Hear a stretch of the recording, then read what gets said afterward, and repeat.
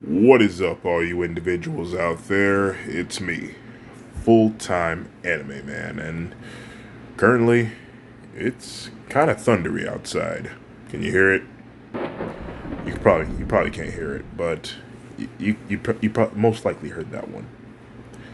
Anyway, so yeah, that kind of put me in the mood for Stormwolf. What if Part 6, I believe. Anyway, prepare for loud sounds that may be possible in this video. Stay safe, and I hope everyone enjoys the video. Where we last left off, Deku had met his real mother in the afterlife after he drowned at the USJ to help his brother and his friends out from the villain attacks. Izuku was sent back to life, and after all was done, he was admitted to the hospital for he was exhausted and he still had water in his lungs. Now, before we talk about the story, let's go back to when Deku was choosing his high school, back when his father wanted to talk with him. Izuku was sitting on the outside stairs thinking about what school he was going to go to when his father came out. Son, can I talk to you? Oh, yeah, sure, Dad. What's up? Son, I just wanted you to know that you're special. Oh, well, thanks, Dad. Besides the terms of quirks, you're more unique than anybody in this world. Thanks, Dad. I really do appreciate that. Father then takes in a deep breath and he lets it out slowly. Izuku. Izuku could tell that something was on his father's mind at that moment. Like he really needed to tell him something. What's on your mind, Dad? Father then says, I just wanted to say that you're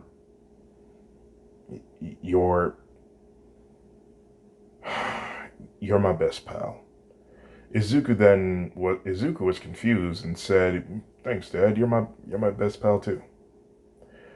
I'm gonna head back inside. Okay, okay, thanks, Dad. Father then walks back into the house. He then sits at the dinner table with his face in his hands, frustrated that he couldn't tell Izuku the truth. Mother comes in. Did you tell him? No. Dang it, Father. He needs to find out someday. I know, it's just I don't know how to say it. Just give me some more time. I swear I will tell him soon. The flashback then ends. Izuku sits there in his hospital bed with Denki standing on the left of him. Izuku says, who is my real mother? Mother hesitantly says, son, I'm your real mother. What are you talking about? Yeah, what are you talking about, bro? Said Denki. When I drowned, I went to the other side. It was just an infinity amount of oat fields. On the horizon was the sun, and in the distance was a woman with dog ears and green hair just like mine. I approached her. She told me that she was my mom. And for some reason, I believe her. Denki then leaned onto Izuku's bed and said, bro, that may have been just an illusion. Maybe you... Father interrupted him, saying, no, Denki. It's true. Mother then says, I think I better step out for this. She leaves the room. Deku says, Dad, who is she? Father then sat down back in his chair and he says, her name was Inko Midoriya, and she was a wolf being just like you, son. I meant I met her one day at a bar and we talked for a while, but I can only remember so much because I got drunk. One thing led to another and I ended up cheating on your mother. He looks over to Denki. About a month after Denki was born, Inko gave birth to you, Izuku. And after Mother found out about the affair, I went to Inko's house only to see that it was up in flames. She was trapped, and she gave you so that I can save your life. But she burned with the rest of the house. She didn't make it. The police took you away from me because of my bad record. So I asked your mother to adopt you so that you wouldn't be taken from me. I'm sorry. I wanted to tell you for so long, ever since the beginning, or at least when you managed to process information, but every time I wanted to tell you, it just horrified me to see you sad, son. I'm sorry. Izuku stares down at his hands and he remembers the first day he went to the quirk doctor. When he questioned why did he have more than one ability. He had the wolf abilities and he had the storm abilities. Oh my god, it was right there in my face the whole time. He looked over to his half-brother and says, "That explains why my hair is green and yours is yellow. That explains why I have two quirks and you only had one at that time. That explains why I felt so apart from you guys. Everything in my life is a lie. Why did you keep this from me for so long? I'm sorry, son. I wanted to tell you. It's just I'm I'm sorry." Izuku interrupted him, saying, Wait, you said that the cops took you away from me because of your bad record. What did you do?" Father hesitates to tell the story, but he eventually does. When I was a boy, I didn't get my quirk until I was 14. During my pastimes as a kid, other kids would bully me because they thought that I was quirkless. That went on until I was 14 years old. One day, my friend, who didn't care if I was quirkless, he brought me a gift. Something to protect myself just in case a bad guy wanted trouble. It was an old Glock G19. He warned me that there was a bullet stuck in the chamber. Boy, do I wish I had taken his word for it. We were messing around with it when the bullet got unstuck from the chamber and it fired off. I shot my friend in the chest and it killed him. Ironically enough, that's when my quirk activated. Because of the shock, I was shocked at that moment when I took my friend's life. The cops then The cops then put this on my permanent record, and I was subjected to many years in juvenile detention.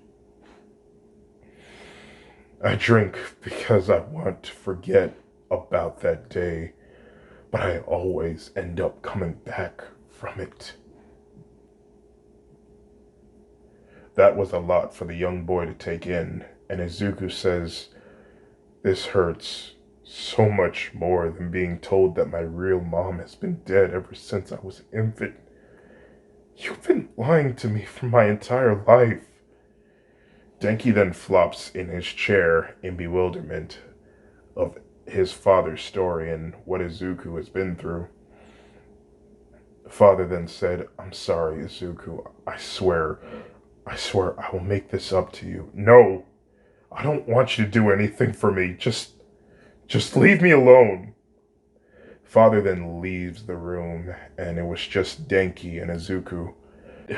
After a minute of processing everything, Denki says, Is Izuku? Izuku, who was under his cover, said, Please, just leave me. Denki then slowly got up. Well, Denki then got up and he slowly walked to the door. He looked back one more time, and then he left, leaving Deku all alone. He cries to himself the entire night, until one day he was finally permitted to go home. From his school, Izuku was given permission to take as much time as he needed to recover, but his home life had changed dramatically. On one day, where dinner was ready to be served, Izuku would not attend, for he felt like he did not belong.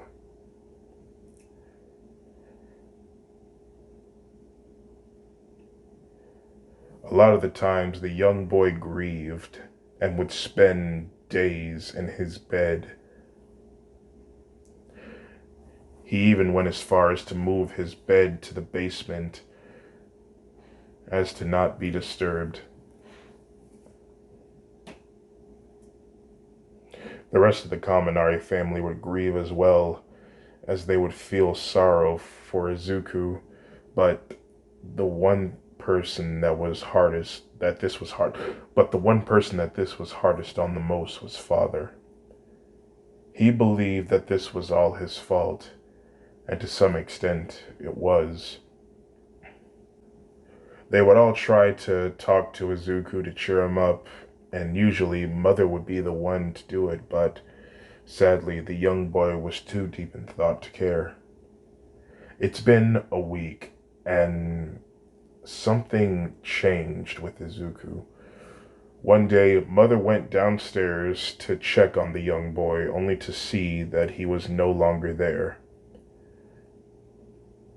She would inform Father and Denki about his disappearance. Both of them grow worried, for he was nowhere to be found around the house. And so, Denki would go outside and charge up full cowling.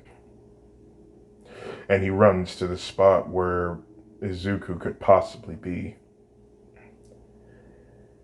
And in his guess, he was right. There he was, at Dagobah Beach. Izuku was standing there, gazing at the rising of the sun. Denki slowly approaches Izuku. Hey, bro. Hey, said Izuku.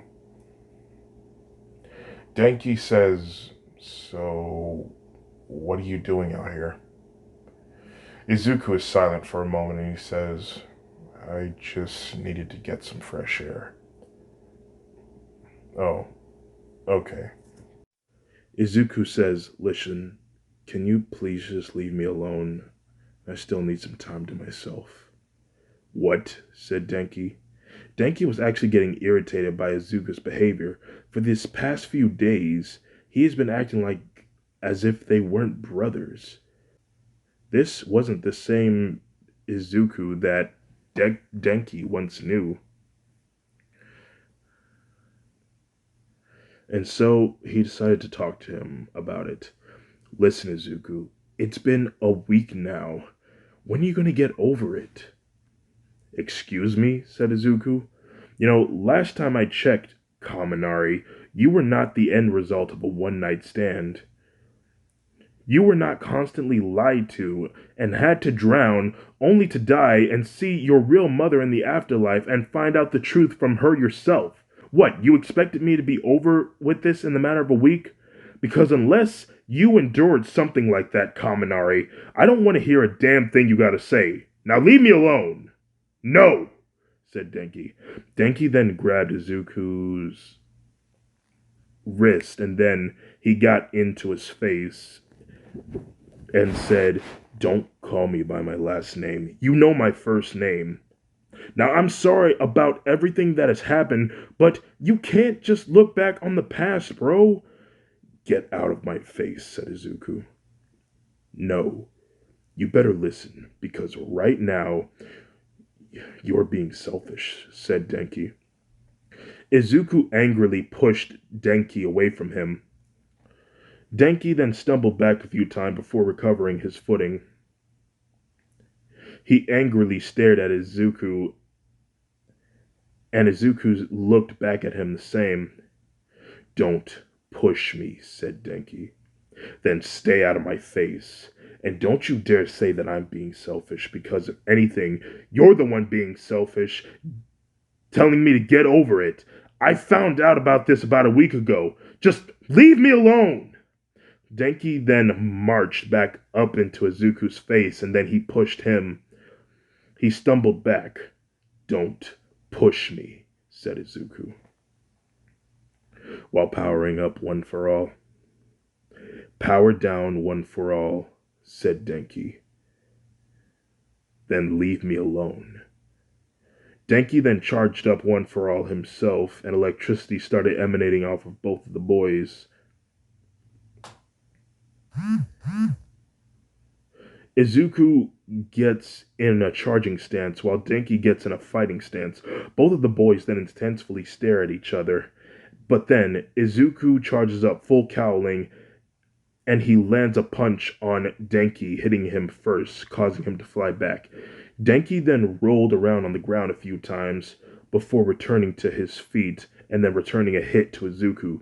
Both of the boys didn't notice, but their powers was heating up the sand around them, turning it into glass.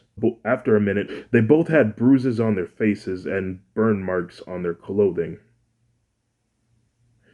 Denki then charged in at Izuku again, but as he gets closer and closer, Deku then turned into his tundra wolf form, causing Denki to miss. While Denki's back was turned, Izuku then hit him in the back with a lightning ball, causing it to form a burning hole in the back of his shirt. Denki would then turn back to see Izuku snarling and growling at him. But what he didn't know was that the sand underneath them was glass, and due to the adrenaline rushing through Izuku, he didn't notice that his paws were getting cut.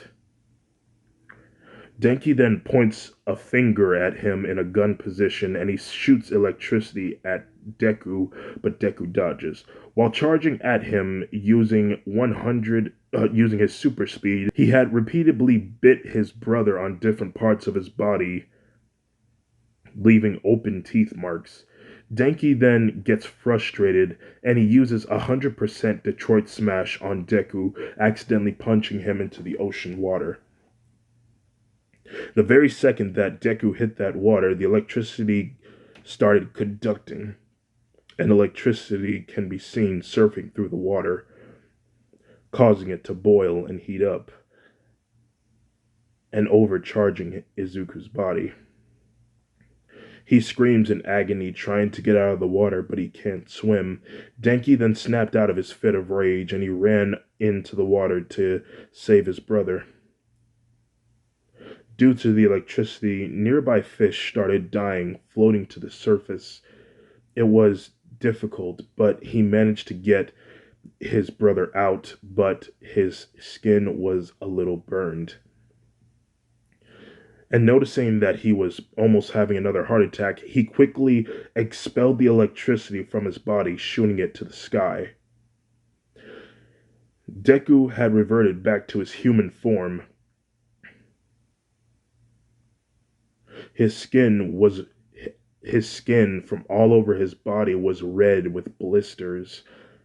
He continues to scream in agony because of the burns and the glass shards. Denki says, with a lot of regret in his voice, I'm sorry. I didn't mean to do that, I swear.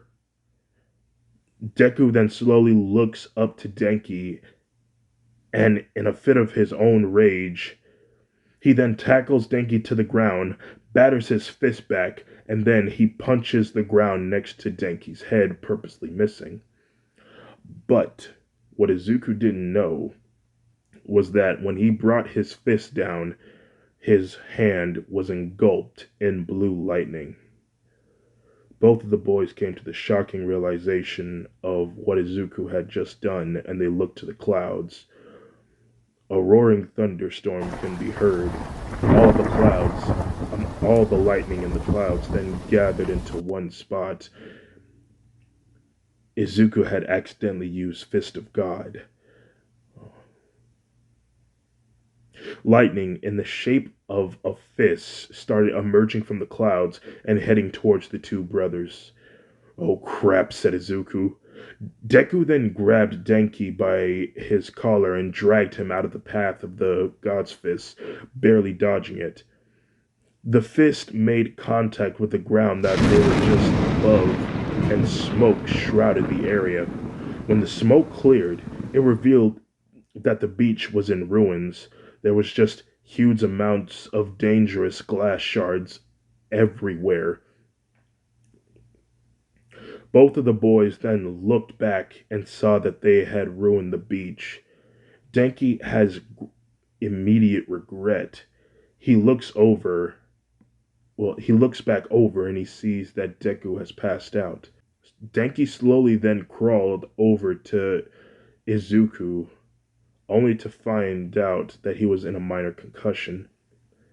Denki's voice then grew weak when he said, "I'm sorry." Slowly he went into consciousness himself as the sound of police sirens and ambulances can be heard coming in the distance. A few hours would pass and Denki would wake up in a hospital bed. Suddenly, he had a flashback to when he saw something like this. That day, Deku used electricity in his wolf form at the same time. That day, it was him that put Deku in the hospital as a kid, and now he put him in the hospital once again. Denki then started crying because he couldn't understand why did he keep putting his brother in the hospital. He looked over and saw Deku passed out. He had bandages covering his entire body, yet the only thing that helped him point out that that was Izuku was his hair. His hair was unbandaged. At that moment, Denki started whimpering harder, seeing his brother in the worst condition. He also saw that his hands and his feet were bandaged from the glass shards. "I'm sorry. I'm sorry. I'm sorry. I'm so sorry," cried Denki. Denki's crying then woke up Mother. She got up and asked, "What happened, Denki?" Denki just laid there in his bed and he said, "I did it. It's all my fault. He he told me to leave him alone and I didn't want to leave him. He suffered enough alone. But I just made it worse. I'm sorry, Mom. I'm sorry. I'm sorry. I'm sorry." Mother tries to calm down Denki, saying, "That's okay, Denki. You just wanted to make sure that he was okay and you didn't want to leave him alone. It's gonna be alright." He looks back over to Deku and he says, "Why hasn't he been healed yet?" The doctors say that he's too low on stamina to heal him at the moment, so we have to wait and let them recover him. Denki wouldn't stop crying until he fell back asleep. Just about a few hours would pass. Denki would wake up with the setting of the sun hitting him in the face. He would stretch and yawn and look over to his parents, who were still asleep. He looks over to Izuku's bed and he comes to a shocking discovery. Izuku was gone, and there was a note in his bed. Denki struggled to get out of bed, but he managed to do it and then get to the bed and read the note. After a few seconds of reading, he dropped the note in bewilderment and ran out the door. The sound woke up the parents, and they quickly got up. Father chased after Denki, and Mother stayed behind to read the note. Her eyes widened as Denki was running down the hallway. Izuku's voice can be heard reading the note. The note reads, "Dear Mom, Dad, and Denki, I'm sorry about my sudden disappearance. But as I watched the sun set on the horizon, I thought about my real mother's heritage and where she came from." Denki makes it outside of the hospital and he uses full cowling to find his brother.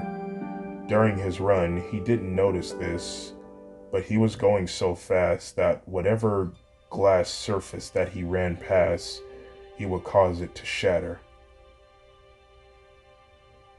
The reading of the note continues. "I want to know more about her and who I am, and so I'm leaving to seek out more information. Please, please don't be sad. And don't blame yourselves. I may not know how long I'll be gone, but I want you to understand this. I still love you all, especially you, Denki. We may have fought, but that doesn't change anything. No matter where I go, no matter who calls me what, I will always be your brother, and I will always be mother, father, son. I will always be a part of this family. Goodbye." The note ends, and Denki then picks up his speed, and the force started pushing everything that was in his way aside. After a few minutes of running, Denki then stopped on a cliff that looked over the city. He was sweating bullets and his eyes started to water. He falls to his knees and he grabs the grass with his fingers. Denki then said, "Izuku, I'm sorry." At that moment, Denki blamed himself for Izuku leaving. As the sun finally sets and it was dark, Denki then yelled his name one more time before the screen faded to black. "Izuku!" And that is the end of part 6 of What If Deku Was a Storm Wolf. Oh boy.